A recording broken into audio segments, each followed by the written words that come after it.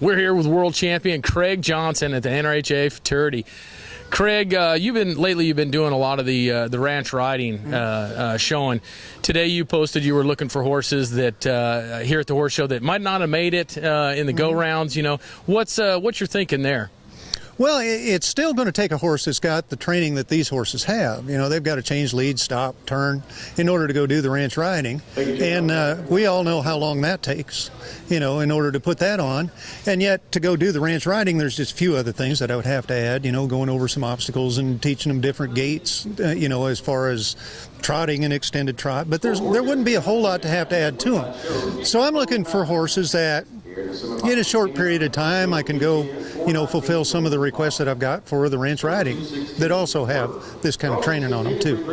Now, is that pretty easy? You know, I mean, you're obviously, you know a lot about the trainers and stuff around here.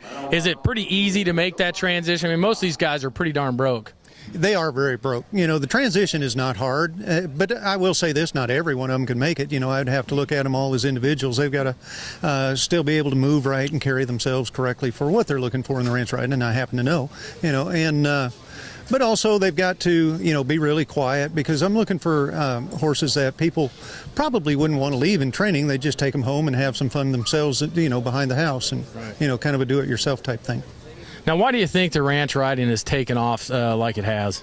Well, it's real user-friendly, and it is one of those do-it-yourself type of things. You know, once you have a horse that's pretty far along, pretty broke like these are, you know, you don't need a big fancy indoor. You don't need anything incredibly cool, you know, great ground and all that.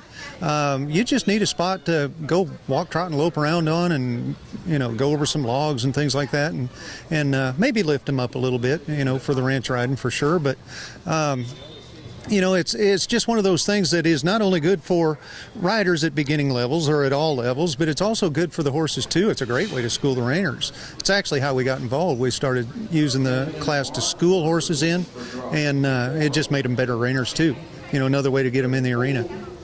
Now, what's your view on using Romals in the ranch riding? I know some of the main guys in the ranch riding, some of the bigger trainers say that's cheating, but I've always grown up that, you know, riding Romals is pretty tough. I mean, it really shows you where your holes are. What's your view on that? Oh, I agree. You can't cheat in a Romal.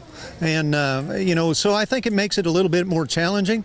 And yet for me, when I decide what to put on my horse to go do the ranch riding, it depends on how they carry themselves. You know, if they're a little bit more in the bridle, then the Romal looks appropriate. If they stick their nose out a little bit more with a bit more elevation, then, you know, then I go the split rein. You know, there's really the two kinds of ranch riding styles. One is the California Vaquero type ranch riding, and the other one is Texas go hit the ranch type riding. You know, the horse tells me what kind of equipment to put on. Awesome. Well, thanks for the interview, Craig, and good luck in the ranch ride, man. Hey, thanks. I appreciate it. All right.